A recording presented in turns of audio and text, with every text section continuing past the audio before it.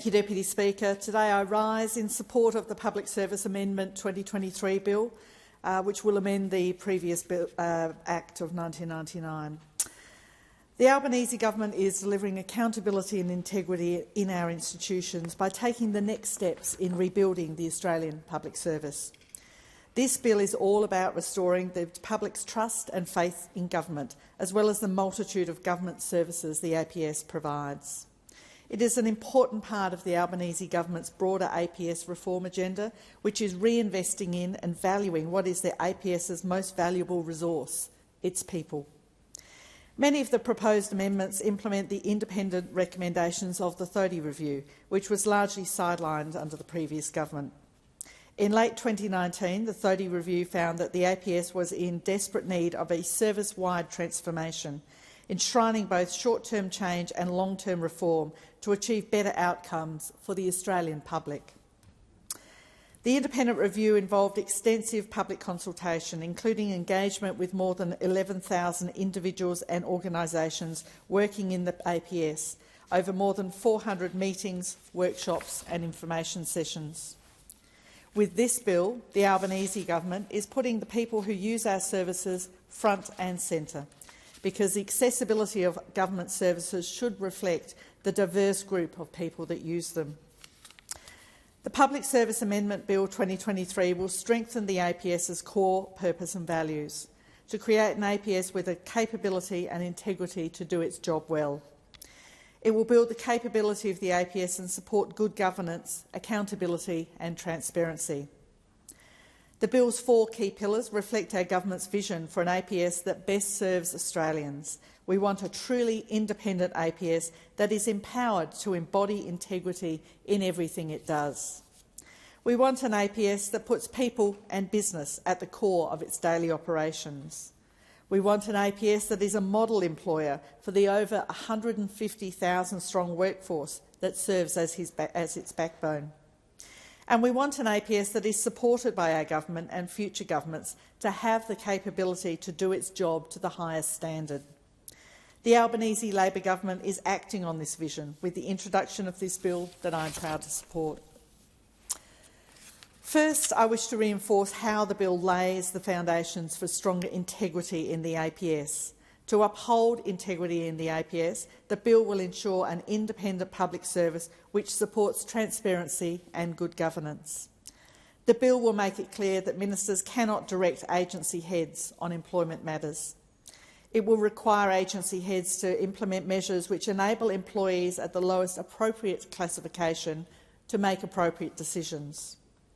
This way, decision-making is not relegated to a higher level than is necessary, and this will reduce the unnecessary hierarchy in the APS and empower employees to act with integrity. The bill also makes it necessary for agencies' APS employee census results to be published, creating a publicly accessible blueprint for action that responds to results. This greater transparency will foster a culture of honesty and accountability, supporting continuous employment within agencies to meet their goals for the Australian people. Our APS must be empowered to be honest and truly independent and to remain true to due process. And that's why this bill is being introduced, to ensure that, as the Minister says, the APS is ready to deliver advice that the government of the day may not want to hear, just as loudly as the advice that we do want to hear. These structural changes to the APS are supplemented by an important cultural shift ushered in by the introduction of the bill. Predominantly, this involves the introduction of a new core value of stewardship that all employees must uphold. Stewardship means the APS is committed to supporting the public interest now and into the future by understanding the long-term implications of what it does. It is an ethical value involving the responsible planning and management of services and to respond to the needs of all Australians who rely on them. This reflects Recommendation 5 of the Thodey Review, which called for the core principles of the APS values to be strengthened, highlighting a need to reaffirm the important and enduring role that all of our valued APS employees play in serving successive governments, the Parliament and the broader Australia public. The public service builds on a wealth of knowledge and human capital created through years of experience, and it is important that the values of the APS is dictated only by those within it, not by the comparatively fleeting governments which it serves. And that is why the bill will also require the Secretary's Board to oversee the development of a single unifying APS purpose statement, encouraging the public service to think critically about its values. Once a unifying purpose is chosen, the statement will be mandatorily reviewed every 5 years to ensure it is meaningfully adopted. This implements Recommendation 6 of the THODI Review, developing and embedding an inspiring purpose to unite the APS in serving the nation as a unified front. All agency heads will therefore be required to uphold and promote the new APS purpose statement, in addition to the existing APS values and employment principles. This will ensure the values of the APS more accurately represent the values of its employees and the role of the public service in the modern Australia. Again, the Act will make it clear that ministers cannot direct agency heads on individual APS staffing decisions, including the implementation of this unifying purpose. This will affirm the APS's rightly apolitical nature, ensuring we give it the support needed to remain fiercely independent and free from government bias in its advice. Now on to how this bill puts people and business at the centre of the services that deliver to them. Our government is working with the heads of the APS on a vision for partnership between the public service and the people it serves. This includes close engagement and co-design with communities and businesses, the not-for-profit sector, universities, states, territories and others. And crucially, this vision will include a charter of partnerships and engagement, which makes promise about working to ensure the public service is a trusted partner, which the community can rely upon to put their needs at the centre of policy, implementation and delivery. And this links to how the bill will work for the people at the centre of the APS, its employees. The government is working to deliver a renewed APS, which is an equitable model employer with ample opportunity for promotion and development. I reaffirm what the Minister said: the greatest resource of the APS is its people. If we want a public service to focus on the needs of the Australian people, we have to focus on the people who will be delivering those needs. We need to co-design the way the APS runs in consultation with those that run it. What is their experience working in the public, with the public? Are we attracting and retaining Australia's brightest? If the answer is no, then we need to find out what can be done to foster a better culture of inclusion and professional development. As I previously mentioned, encouraging decision-making to occur at all levels of APS employment will help shape workplaces that empower staff and create opportunities for professional development. The reforms will help make this opportunity available to all Australians looking for work within the APS. As the Minister mentioned in her second reading speech, while there have been many hard-fought gains in the APS, including that the number of women in senior APS executive roles is now 52%, there is more work to be done. Transparency breeds accountability, and that's why the bill will require the APS to report to the Workplace Gender Equity Agency, so it can be a leader in driving ambition on gender equality. Employment of people with disabilities has reduced in the last 30 years, and the introduction of this bill is also aimed to set the stage for greater workplace inclusivity and equal opportunity to attract and retain a more diverse workforce. Representation of First Nations people in the APS is currently 3.5%, and we know it can and should be better. And that is why it's this government's policy to hold the APS to meet its ambitious target of increasing First Nations employment to 5%, in line with its commitment to elevating First Nation voices to Parliament. We also promised to deliver on the government's commitment to reduce reliance on consultants, creating opportunities to work across departments for a unified vision of the APS.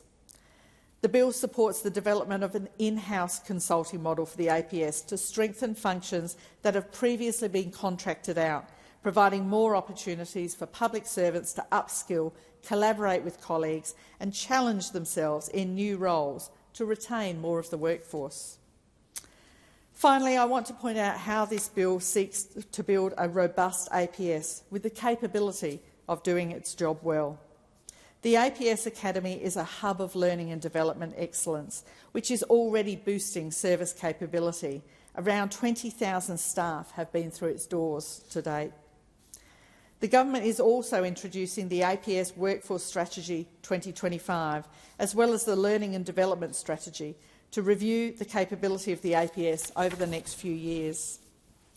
Accompanying this careful monitoring in our commitment to reinstituting independent capability reviews. This amendment acts on the concerns of the THODI review that the capabilities of the APS have been eroded over time. It seeks to establish a future-fit APS with a culture of continuous improvement by making regular, independent and transparent capability reviews a 5-yearly requirement. With this requirement, the Albanese government is investing in the long-term capability of the APS. It is investing in a skilled, confident, competent workforce which will deliver modern policy and service solutions where they're needed most. Capability reviews and their associated action plans are a crucial opportunity for reflection and future-oriented development. They've already been adopted in public sectors in many international jurisdictions, including the UK, New Zealand and Canada. Knowing where we're at and being able to anticipate future challenges keeps our public service agile and adaptive to the changing needs of Australians as we head towards 2025. All sorts of Australians interact on a daily basis with their public service, whether it's a teenager seeking their first tax file number for their first job, a pensioner seeking a Medicare rebate. There is no reason why we should not ensure the running of these services is done independently, efficiently and clearly for all Australians. And that is what the heart of this bill gets to. We are creating lasting reforms to ensure the integrity, efficiency and excellence of the APS with this bill. We are creating reforms which finally address independent advice from the THODI review, reforms that are long overdue, reforms that cannot be rolled back to meet the needs of future governments without being driven by the public, those who the APS is designed to serve. I'm so proud to be a part of a government which is creating opportunities for innovation in the APS through legislative review and strategic future-focused action. I'm proud that our government is standing up to ensure the APS is a leading workplace that attracts and retains some of Australia's finest and brightest. And I'm proud that we are looking with this bill to make the APS a more inclusive and equitable place to work, as well as a smoother service to interact with for Australians. And Deputy Speaker, I have to say that a large number of the constituent inquiries that we get through my electorate office in Boothby relate to various functions of the public service, because that's, after all, where they should be going when they have challenges. And a number of those relate to wait times, labour hire contracts where people are turned over. There's a loss of the memory of what I said last time when I phoned up. People are frustrated. I think this is something that the Australian public are really going to appreciate as it rolls out, as we have an APS that is more highly able to respond to the needs of individuals as they contact them, but also to the Australian public as a whole. I commend the bill to the House.